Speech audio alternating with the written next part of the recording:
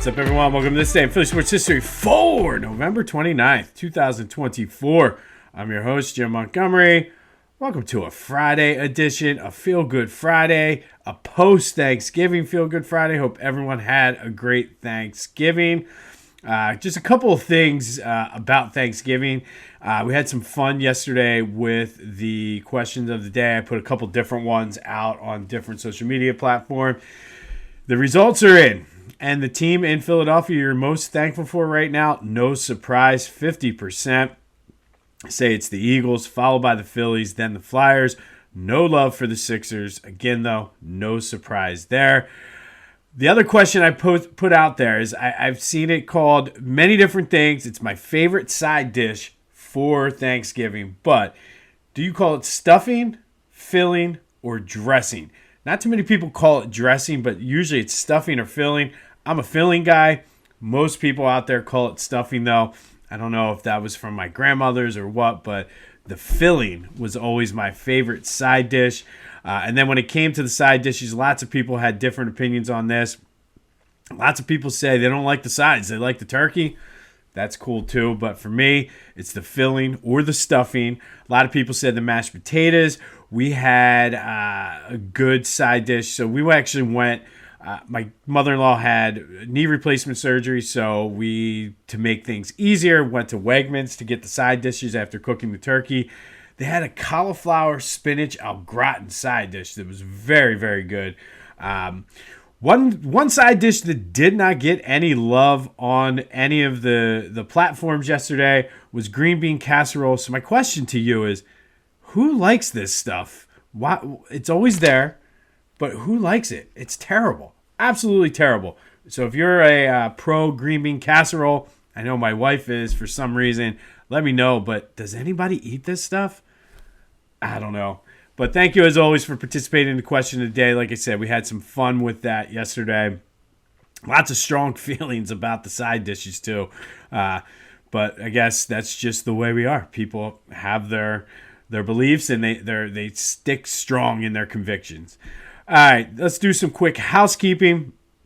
Be sure to follow me on social media, Jimbo_Mont on Twitter and TikTok, at Philly Jimbo on Instagram. Subscribe to the YouTube channel, Jimbo_Mont. We're so close to getting to that benchmark of 100 subscribers, which opens up many doors for us.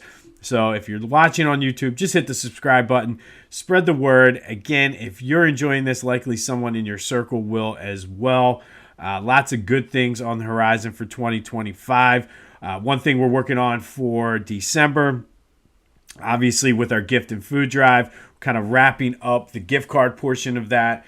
Sunday is the deadline for that, so it's still not too late to get your donations in. No matter how small, $5 will go a long way. I'm going to drop off the gift cards on Monday and then turn our focus on the reverse advent calendar.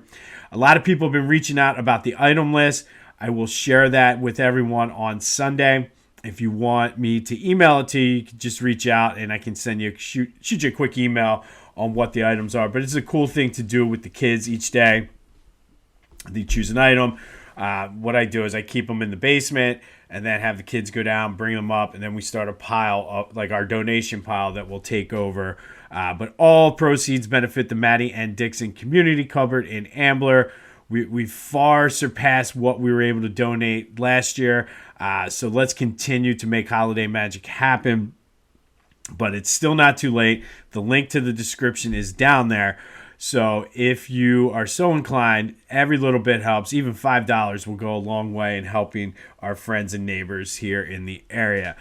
But for December, along with the Advent calendar, I'm bringing back by popular demand, the whole kindness Advent calendar. I'm just going to do a bunch of Advent calendars in December.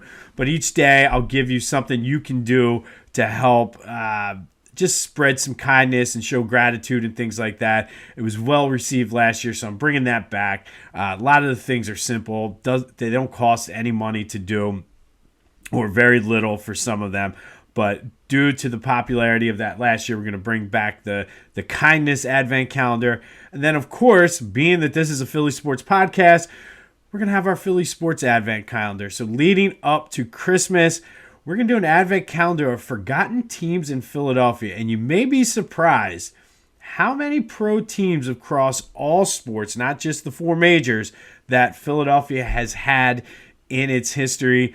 Obviously, some of them are probably going to be more obvious than others, but we're going to have some fun with that. So the Forgotten Teams Advent Calendar will kick off on Sunday, along with our 3 keys to the Ravens game. All right. And then one other thing that I putting the bow on Thanksgiving, I guess, I completely forgot about this. Anybody else have this? Everybody's all about the sides and the turkey and all the desserts and everything. But when it comes time to clean up, everybody always fights over who gets the leftovers. Nobody wants to take the leftovers home. I don't get it. No, take it. You take it. No, we're not going to eat this. We're not. Is this something that happens in your house too? But it was good late night last night to have a couple little turkey sandwiches and then wash it down with some cheesecake and some pumpkin pie. So yes, I will be going to the gym later today and sweating it all out so I can put more on today. All right, now to the sports. And it was a very quiet day in Philly sports, which probably is a good thing.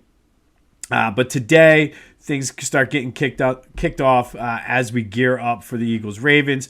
Flyers are in action this afternoon against the Rangers down at the Wells Fargo Center. Another good test for them as they look to stay playing hard and putting out that effort. So looking forward to a little matinee hockey on a Friday afternoon.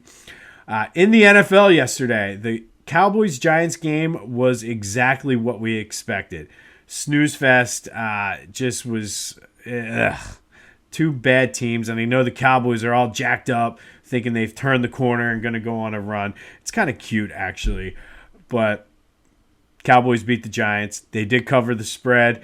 I'm in a pool where it's like a fake gambling pool. And just a lot of people bet parlays and teasers and whatever in it. And you start off with a certain amount of money, and then top 10 makes the playoffs. Just had not had a good year in that. However, yesterday brought me back. I hit a 3-game parlay to move me up into the top 10.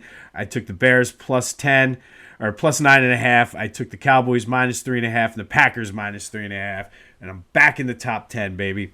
But the Lions got so lucky, and that would have been so good for the Eagles if the Bears coach just was not an idiot.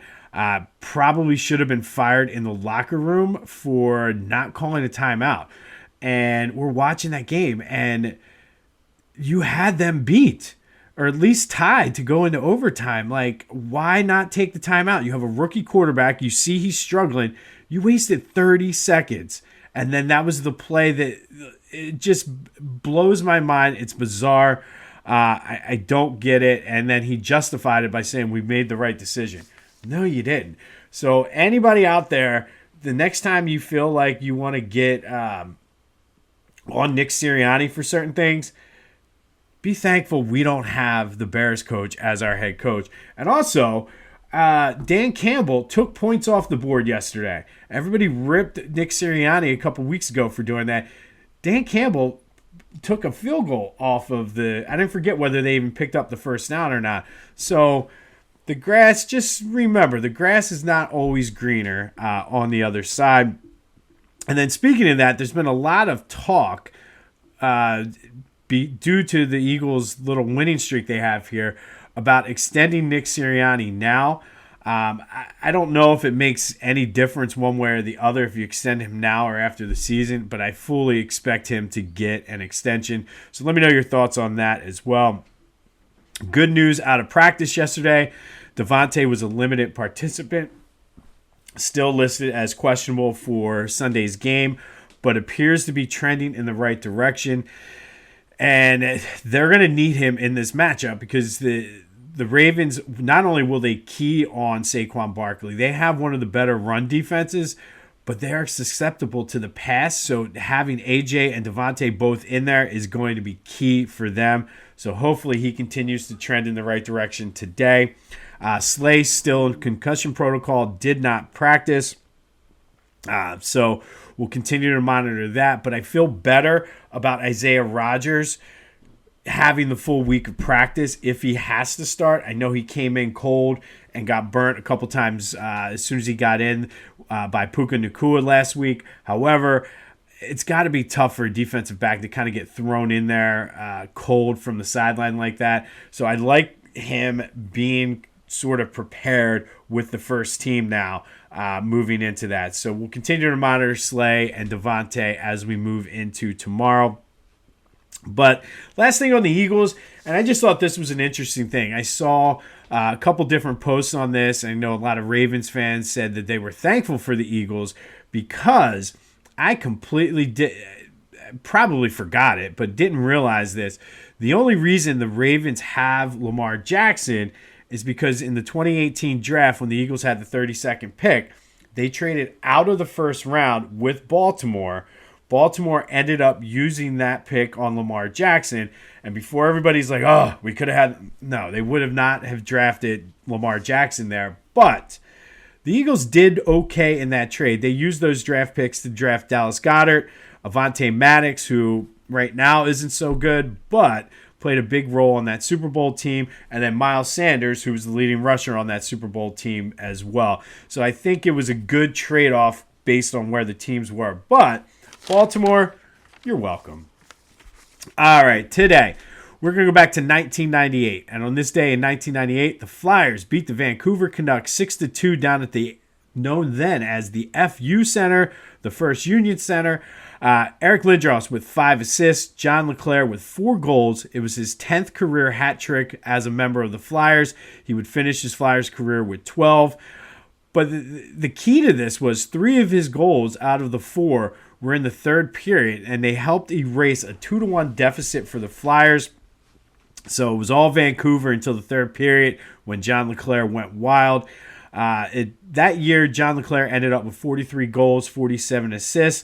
Flyers got the 5th seed in the East and lost in the first round to the Toronto Maple Leafs 4-2. But on this day in 1998, they beat the Canucks 6-2 down at the FU Center. Lindross with 5 assists, John LeClair with 4 goals, and a big third period come-from-behind win for the Flyers. So, thinking a little bit about John LeClair. He's in the U.S. Hockey Hall of Fame. He's in the Flyers Hall of Fame. He's in the Philadelphia Sports Hall of Fame. That leads us to the question of the day. One of the greatest Flyers to ever do it. Should John LeClair be in the Hockey Hall of Fame? There are a lot of people out there that said, yes, he should. It's long overdue for him. But let me know your thoughts. Should John LeClair be in the Hockey Hall of Fame? 267-495-8531. That'll get you into the Back to the Future voice and text line.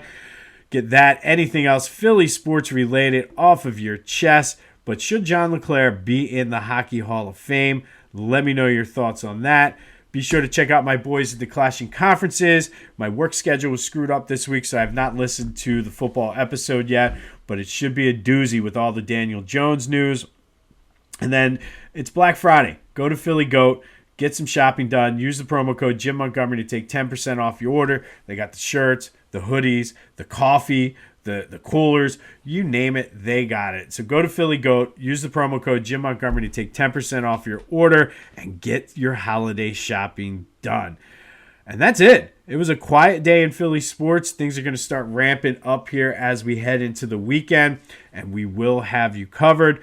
But let me know your thoughts on John LeClair being in the Hall of Fame. Also, do you like green bean casserole? I think it's disgusting. Absolutely disgusting. But let me know your thoughts. Maybe that's just me.